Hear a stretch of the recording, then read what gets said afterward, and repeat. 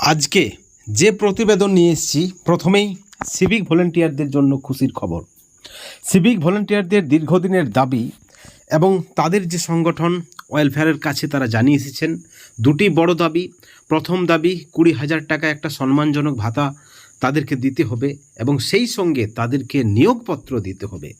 এই দুটি দাবি তাদের সংগঠনের কাছে এবং সংগঠনের পক্ষ থেকে এই দুটি দাবি নাকি তারা জানিয়েছেন সরকারের কাছে। এখন দেখার বিষয় এই দুটি দাবি নিয়ে সরকার নবান্ন কি ভাবনা চিন্তা রেখেছেন। আপনারা জানেন সিভিক ভলেন্টিয়ার যে পরিশ্রম করে সেই পরিশ্রম এবং সেই সঙ্গে আরও একাধিক তাদের দাবি রয়েছে। তাদেরকে যেভাবে কাজ দেওয়া হয় বা কোথাও না কোথাও তারা একটা সম্মানে তাদের আঘাত পড়ে বলে অনেকেই দাবি করেন এবং সেখান থেকেই তাদের দাবি অন্তত তাদেরকে নিয়োগপত্র দেওয়া হোক এবং একটা সম্মানজনক ভাতা দেওয়া হোক 20,000 টাকা। এই দাবিটা তারা রেখেছেন। তাদের বার্তা তারা সরকারের সঙ্গে রয়েছেন, মামাটি মানুষের সরকারের সঙ্গে রয়েছেন, মাননীয় মুখ্যমন্ত্রীর সঙ্গে রয়েছেন। মাননীয় মুখ্যমন্ত্রী অনেক কিছুই তাদের করেছেন, কিন্তু এই মুহূর্তে যে দাবি থাকছে 2026-এর বিধানসভা নির্বাচনের আগেই এই দাবিটা তারা চাইবেন যেন তাদের এই দাবিটা পূর্ণ হয়। এবং একই সঙ্গে আজকে আরও একটি যে খবর রয়েছে তা হচ্ছে পার্শ্ব শিক্ষকদের জন্য। দীর্ঘদিন থেকে পার্শ্ব শিক্ষকরা বঞ্চিত।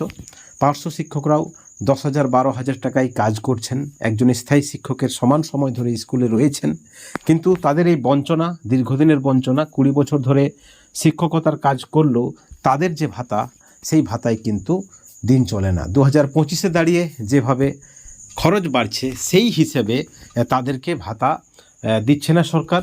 কম ভাতাতে কাজ করাচ্ছেন, একজন শ্রমিকের থেকেও কম ভাতা পাচ্ছেন এই মুহূর্তে পার্শ্ব শিক্ষকরা। এসএসকেএমএসকে, শিক্ষাবন্ধু সহ যে সকল বঞ্চিত এসএসএম কর্মীরা রয়েছেন এবং তাদের দাবি চুক্তিভিত্তিকদের জন্য রাজ্যের যে নিয়ম রয়েছে, অর্থ দপ্তরের যে অর্ডার রয়েছে 1/3/2024-এর স্লেব অনুযায়ী তাদের ভাতা বৃদ্ধি করতে হবে এবং সেখানে পার্শ্ব শিক্ষকদেরকে সেই অর্ডারের আওতায় আনতে হবে, এসএসকেএমএসকেদের সেই অর্ডারের আওতায় আনতে হবে, এসএসএম কর্মীদের সেই অর্ডারের আওতায় আনতে হবে। কিন্তু এসএসএম কর্মীরা যেহেতু একটি প্রজেক্টের আন্ডারে, তাই সেই অর্ডারের আওতায় সরকার তাদেরকে রাখেনি। দাবিটা রেখেছেন সরকারপন্থী সংগঠনের পক্ষ থেকে, দাবি রাখা হয়েছে, কিন্তু যেহেতু প্রকল্পের কর্মী তারা, তাই এই আওতায় তারা পড়ছে না। এমতো অবস্থায় এককালীন একটা ভাতা বৃদ্ধির দাবি একটা ফাইল পাঠানো হয়েছে সরকারপন্থী নেতৃত্বদের পক্ষ থেকে, কিন্তু সেই ফাইল কার্যকর হয়নি এবং ফলস্বরূপ কি দেখা গেছে সরকারপন্থী নেতৃত্বদের ব্যর্থতা এবং সেই ব্যর্থতার ফলস্বরূপ আরও নতুন নতুন সংগঠন, নতুন নতুন নেতৃত্ব এবং জন্ম নিয়েছেন পার্শ্ব শিক্ষক ওয়েলফেয়ার অর্গানাইজেশন নামে একটি সংগঠন, যার নেতৃত্ব ডক্টর আব্দুল সালাম। তিনি অনেকদিন আগেই পরিষ্কার জানিয়ে দিয়েছেন যে পার্শ্ব শিক্ষকদের বেতন বা ভাতা বৃদ্ধি হতে চলেছে খুব শীঘ্রই। তিনি সব কাজ করে দিয়েছেন। তিনি অত্যন্ত হেভিওয়েট, বিভিন্ন দপ্তর, বিভিন্ন আধিকারিক, বিভিন্ন ক্ষমতাবান আমলাদের সঙ্গে ঘনিষ্ঠ যোগাযোগ রয়েছে। অনেকে বিশ্বাস করেছেন ডক্টর আব্দুল সালাম সব করে দিয়েছেন। ঠিক এমত অবস্থায় আবার একটি নতুন খবর পাওয়া গেছে। আপনারা দেখেছেন আগামী সপ্তাহে, অর্থাৎ এই সপ্তাহে সোম থেকে শুক্রবারের মধ্যে পার্শ্ব শিক্ষকদের বেতন বৃদ্ধির ঘোষণা করবেন মুখ্যমন্ত্রী বলে নেতৃত্ব পরিষ্কার জানিয়ে দিয়েছেন। কিন্তু আমাদের কাছে যে খবর রয়েছে নেতৃত্বের সঙ্গে আমরা একমত হতে পারছি না। এই সপ্তাহে পার্শ্ব শিক্ষকদের বেতন বৃদ্ধির ঘোষণার সম্ভাবনা কিন্তু নেই আমাদের কাছে যে খবরটা রয়েছে। কিন্তু দেখা যাক, নেতৃত্বরা যখন বলছেন অবশ্যই তাদের কাছে কোনো সোর্স রয়েছে। যাই হোক, সিভিকরা যেমন একদিকে দাবি করছেন যে তাদেরকে 20,000 টাকা ভাতা দিতে হবে।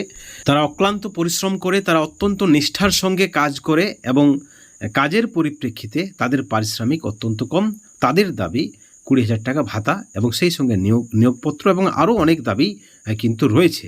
এবং সিভিকদের যেটা আমরা দেখেছি তাদের মধ্যে একতা রয়েছে, সকল সিভিক এবং সংগঠনের প্রতি আস্থা রয়েছেন। অপরদিকে পার্শ্ব শিক্ষকদের একাধিক সংগঠনে একাধিক নেতৃত্ব, বিতর্ক রয়েছে, ইগো রয়েছে, সংগঠনে মিল নেই।